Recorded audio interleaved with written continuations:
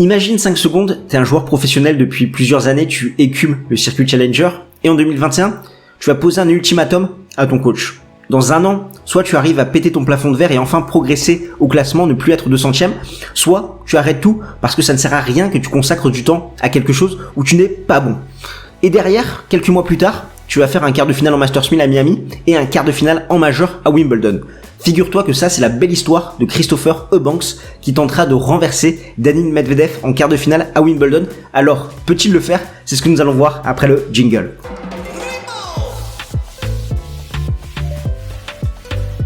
Alors c'est clair, c'est pas l'affiche la plus sexy de ces quarts de finale, mais sache que c'est important pour nous d'avoir une couverture complète du circuit.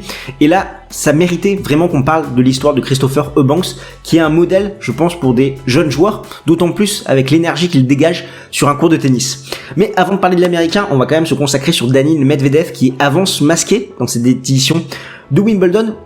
Le Russe qui va disputer enfin un quart de finale à Wimbledon, qui complète ses quarts de finale en majeur, comme Andrei Rublev, qui passe enfin la première semaine d'un majeur en 2023. Et ce qui est paradoxal, c'est qu'il connaît une superbe saison 2023, 46 victoires, 8 défaites, 5 titres, Miami, Rome, Rotterdam, Dubaï et Doha.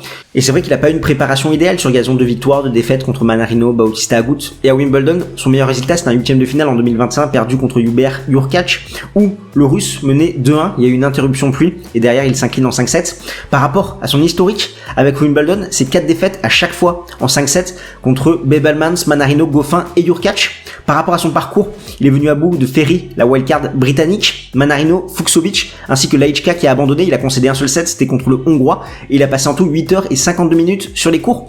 Et c'est vrai que Daniil Medvedev n'était pas favori dans sa partie tableau, étant donné que Manarino l'a battu plusieurs fois sur gazon, et c'était encore le cas il y a quelques semaines, plus Fucsovic, qui est un joueur très dangereux, le Hongrois, qui a fait déjà un quart de finale à Wimbledon. On a eu ce match contre le Français où il s'impose en 3-7 avec un Manarino qui était peut-être un petit peu émoussé par rapport à ses efforts faits à Majorque. Et personnellement, je voyais vraiment Fucsovic battre Daniil Medvedev avec son slice vraiment de revers, cette balle basse qui perturbe le rythme de son adversaire, et d'autant plus qu'il arrivait à glisser quelques services volés comme c'était le cas de Ferry au premier tour, le britannique. Et pourtant, après la perte du premier set, on a eu un Medvedev très appliqué, qui est quand même ultra solide au service, 67% de première balle, 82% de réussite derrière, breaké seulement 5 fois sur l'ensemble de cette quinzaine, donc ça c'est très très costaud. Il est en positif avec un ratio de plus 25 par rapport à ses coups gagnants. Faute directe, il met un petit peu plus de variation avec l'amorti, montée au filet. Il a réussi vraiment à écœurer Fucsovic contre Laichka. Peu d'enseignements à en tirer, étant donné que le Tchèque a abandonné, blessé. Et c'est vrai que Dani, il a toutes les armes pour briller sur gazon. Certes, il se tient trop loin à la relance et que c'est compliqué pour lui, l'arrière vers l'avant. Mais il a un énorme service, il relance très bien et surtout il a un jeu très à plat avec des balles qui rebondissent très peu sur le gazon. De l'autre côté du filet, on retrouve la belle histoire de ce tournoi de Wimbledon, Christopher Eubanks, 27 ans, qui écume un petit peu le circuit Challenger et qui, en 2023, a vraiment passé le cap. Il fait partie de cette génération avec un autre joueur que tu as peut-être suivi en Challenger, Ernesto Escobedo, où à l'époque, on les voyait aller très loin, ces deux joueurs. Et finalement, ça a été un petit peu le creux de la vague par rapport à cette génération de joueurs ricains. Il aura fallu attendre la prochaine avec Korda, Nakashima et Brooksby. Si on retrace un petit peu son parcours professionnel, en 2021, il termine l'année 161e mondial. En 2022, 124e mondial. Il commence 2023, 123e. Il va faire un quart à Miami où il va rentrer enfin dans le top 100. En juin 2023, il décroche son premier titre à Majorque où il bat en finale Manarino. Et en juillet, il fait son premier quart en majeur. Il sera 31e au pire ce lundi. Et c'est assez fou parce que c'est vraiment un joueur de challenger. Il a participé à 8 majeurs avant Wimbledon 2023 pour seulement 2 victoires contre Kwon à l'Open d'Australie 2023 et contre Pedro Martinez à l'US Open 2022. Et avant 2023, c'est 9 victoires sur le circuit professionnel pour 23 défaites. Et au niveau challenger, c'est 108 victoires pour 74 défaites depuis 2016. Comme je te le disais, il s'est imposé à Majorque et en plus d'avoir battu Manarino, il a quand même battu Mickelson, Shelton, Rinderknecht et Harris. Donc pas des peintres. Vraiment, il est sur une très bonne lancée. On sent qu'il marche sur l'eau par rapport à ce qu'il vit depuis le début de la saison 2023. Pour celui-ci en quart de finale à Wimbledon, il est venu à bout de Montero, Norrie, O'Connell et Tsitsipas. Il a concédé 4-7, 1 contre Montero, 1 contre Norrie et 2 contre Tsitsipas. Il a passé 11 heures et 4 minutes sur les cours. Au niveau de ses stats, depuis le début du tournoi, 85 aces, 70% de première balle, 81% de réussite derrière, 56% sur seconde balle, breaké 9 fois, et il a breaké 11 fois ses adversaires.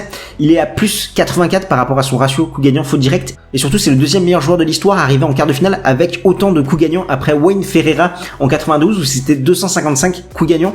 Là, Eubanks, il en est à 247. Par rapport à son match contre Tsitsipas, le grec a fait une bonne performance au service avec 80% de points gagnés derrière sa première balle. Et il a su mettre la pression sur les secondes de son adversaire, 48% de points gagnés sur les secondes adverses. Par contre, il a manqué de réalisme, 5 breaks sur 13 occasions.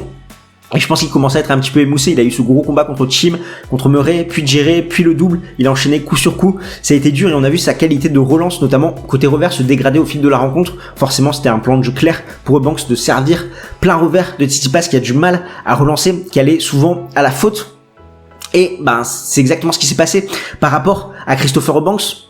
Ce qu'il véhicule sur le court, c'est quand même assez fou. Il y a ce dernier jeu où il doit sauver des balles de débreak. On le sent que des fois il fait un peu n'importe quoi avec son coup droit, ça sort de plusieurs kilomètres et derrière il arrive à se remettre dedans et à faire un superbe coup. C'est imprévisible, c'est exactement ce que décrivait Manarino après sa défaite en 2 tie-break à Miami. On sait pas en face ce qu'il va faire par rapport à la structure de son jeu. Il est capable de se ruer comme ça au filet, derrière de t'envoyer des mines en coup droit et ensuite de faire des balles un petit peu plus molles. C'est imprévisible comme style de joueur, il est longiligne.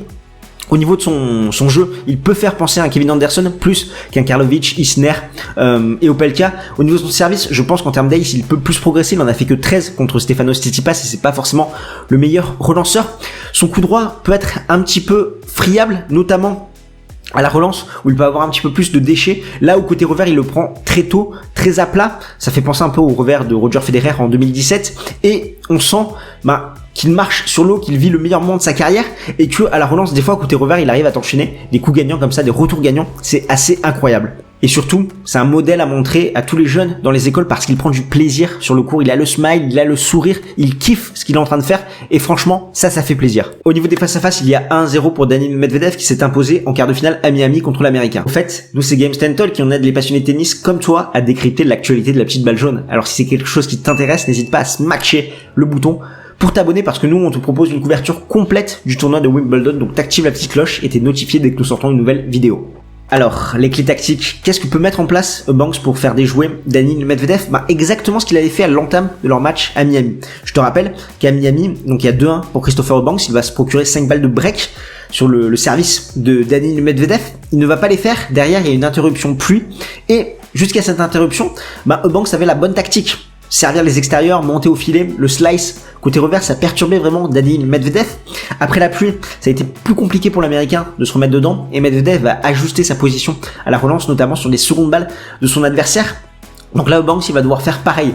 Profiter de la position lointaine sur le court de son adversaire, servir les extérieurs, monter au filet, une volée courte, le slice avec son revers à une main, ne pas hésiter également à décroiser, à attaquer longue ligne avec son revers. On sait en plus que le coup droit de Medvedev c'est un petit peu plus friable, ça manque de consistance, d'agressivité et ça Eubanks il doit en profiter, surtout en étant imprévisible, ne pas donner de structure de jeu à son adversaire et Medvedev pour calmer un petit peu l'Américain, il va devoir continuer à très bien servir, breaker seulement 5 fois depuis le début du tournoi, c'est franchement assez impressionnant. Dans les moments chauds, plutôt jouer sur le coup droit de Banks, notamment servir sur le coup droit de son adversaire, parce que on a pu le voir, côté revers, il a ce relâchement qui fait qu'il peut enchaîner des retours gagnants, donc on favorisera plutôt des balles sur son coup droit, où il est capable vraiment de déjouer et d'avoir un petit peu plus de déchets, et surtout, emmener son adversaire dans des longs rallyes du fond du court parce que Majorque plus Wimbledon, ça va commencer à peser dans les jambes, déplacer cette grande carcasse. Medvedev continue à faire des petites amorties. C'était pas mal quand même depuis le début de cette quinzaine. Je pense que ça peut être utile contre Banks s'il arrive à le faire se déplacer et à le faire